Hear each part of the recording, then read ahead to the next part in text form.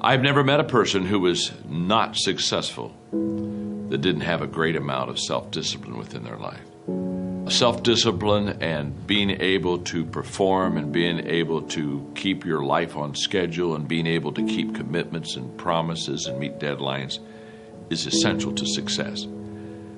The fact of the matter is that the reason discipline is hard to maintain is because it is hard to maintain. That's what makes discipline hard. It's hard. It's real simple. If you don't work out, you don't get a muscle, right? I always tell people there's a daily practice like priming. If you don't do that, if you get up and you just have no discipline whatsoever, you get no value of anything. Your diets don't work when you don't do them. Exercise doesn't work when you don't do them. But most of the people have some experiences that they want to shift.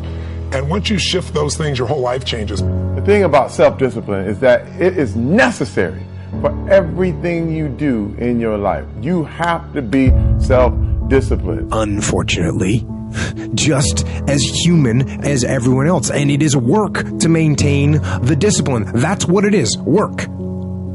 Holding the line, maintaining the standard, giving no slack, none. That's the discipline. That's the discipline, and it is hard. If discipline comes from somewhere else, it's very, very hard to remain consistent because you tend to resist. It's wild because I see trainers and they're in the gym with people and, you know, the guy or girl that they're working out hates their workout, hates it because the discipline is coming from somewhere else. It's something that you dread every time you go in. You don't really want to do it. It's like, but oh no, my trainer's here. He's about to, beat me up and make me feel crazy. Well, the truth is, every trainer should work his way out of your life.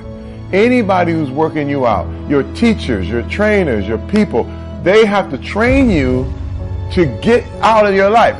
So you can go ahead, do your own workout, do your own thing, practice self-discipline.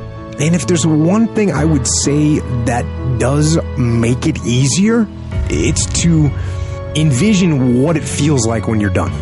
What it feels like after you've worked out, or you've held the line on your food intake, or you've pushed through some monotonous project that you have to do. And all those things, when they're done, they feel good. Contrary to that, envision what you will feel like later when you let the discipline slack. You know the feeling weak and defeated, and you know that you're falling behind. So get to know those two different types of feelings and ask yourself which one you want to feel in 10 minutes or in a half an hour. We kind of have this idea that you're free as a child, and then you have a certain delightful, wonderful, positive freedom as a child, and then that's given up as you approach adulthood. But the truth of the matter is that you have a lot of potential as a child, but none of that is capable of manifesting itself as freedom before you become disciplined. And discipline is a matter of the imposition of order, and the order is necessary, especially for people who are hopeless and nihilistic. And lots of people are hopeless and nihilistic, way more people than you think. And part of that is because no one's ever really encouraged them. And so the book is in part a matter of encouragement. It's like, lay a disciplinary structure on yourself, get the chaos in check, and then you can move towards a state that's freer, because it's discipline first. Like, look, if you're going to become a concert pianist, there's going to be several thousand hours of extraordinarily disciplined practice. That's the imposition of order on your potential, let's say. But what comes out of that is a much grander freedom. And so in virtually every freedom that you have in life that's true freedom is purchased at the price of discipline. When the thing is done, when the discipline has been implemented, remember what that feels like, and then remember that those minutes and those hours, they turn into weeks and months and years, and holding the line in those critical minutes will put you in an infinitely better place, physically and mentally, if you maintain the discipline. So work through the weakness, fight through the temptation, hold the line. Hold the line, maintain the discipline. It is not easy. but it is worth it because discipline equals freedom. It's all mental, and people don't get it. Everybody wants to say, okay, well, here go 10 steps to, okay, Lewis said do 8, E.T. said do 9. This person says this to 12 steps, and everybody's trying to get the steps without the mentality. It's like, okay, maybe you don't need all 9, or maybe you don't need all 8. Maybe you need 4, maybe you need 12. I don't know. But I think sometimes they see what we do and say, if I can duplicate that, just like exactly how he's done in the book, exactly how, and it's like, yo, you have a story. You have a unique experience. And so your 12 are shaped by not just your world, but how your world has shaped your thinking. And I think that's the part they're missing. It's like, guys, if it was easy, everybody could do it. If it was a cookie cutter, everybody would just follow it to the T. But there's a mindset. And when I looked at Serena, when I look at the Michael Jordans of the world, Tom Brady, when you look at Michael Phelps, like, it is a mentality. On our new album, The Resolution, I talk about, I got that dog. And I'm not really referring to just this, aggressiveness, but it is a mindset. I saw Belichick said something where, they were like, how you feeling about the Super Bowl? He's like, I'm going to be honest with you. We're 5 weeks behind. You know what I'm saying? He's like, everybody else for next year. Everybody else is practicing, training. They lost, and so they're trying to get ready. They're lifting weights. They're reading books. They're, everybody that lost is studying. He's like, yo, what type of mind says we're 5 weeks behind the day after the Super Bowl? Right, the day after the Super Bowl. So, but again, it's a mentality, and I think a lot of people are missing that mentality. And there's a lot of folks that live life on a cushy cloud of marshmallows and bullshit. And then one day something goes wrong.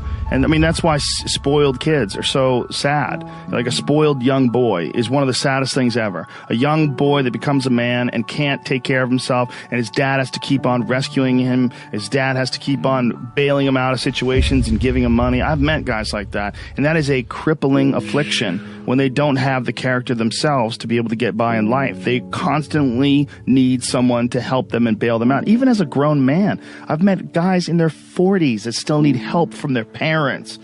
I'm like, what the man? You're never going to get it right, because somewhere along the line they didn't face enough of the adversity to realize that there's sometimes you just got to get up and get shit done. There's sometimes where you have to pull yourself up and you have to push forward, even if you want to stay in bed.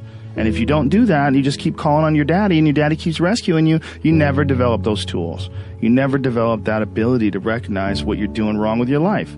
Because you're soft, you got a cushiony, you got a safety net for your safety net. Make every day your masterpiece. The secret of your success, the secret of my success, is determined by what we do daily. And we've missed this all the time. I wrote a book called Today Matters. And the reason I wrote the book Today Matters is because today matters. We over-exaggerate yesterday. We just think we were amazing yesterday. We weren't. Just trust me. Of course, when you're my age, 71, you don't need to worry about it. You forget. The other day I was in a car and Margaret looked at me and said, John, we're forgetting everything. I said, we kind of are, aren't we? She said, let's do a plan. I said, what's your plan? She said, you remember who we are, and I'll remember where we're going. Hey, it's working. It's really working. You got to divide it up a little bit. You got to divide it up. We over-exaggerate yesterday. Hey, we overestimate tomorrow. Oh, yeah. Oh, tomorrow. I'll get to that tomorrow. Oh, yeah. Oh, yeah. I'll do that. Oh, yeah. Oh, yeah. Tomorrow. By the way, good intentions are worthless. Worthless, folks. When are you going to fall out of love with good intentions? They're worthless. Good intentions are worthless unless they lead to good actions. Nobody ever had their life changed by somebody hoping, thinking. Good intentions are not enough. Yeah, I'm inspired by, life and all sorts of things. You can say something right now that would inspire me to write a song or something to happen. Most kings just happen to be inspired by Basquiat drawing. The drawing, and he had most young kings get their head cut off on the bottom. And I looked at that and I was like, it's powerful. Just the statement in itself, lends itself for a song. Song starts inspired by Basquiat. My chariot's on fire. Everybody took shots at my body up. I'm tired. And then it's just, they build me up to break me down, to build me up again. They're like, oh, we need you back so we could kill your ass again. It's like this thing, this love, hate. thing that the world has with success, period.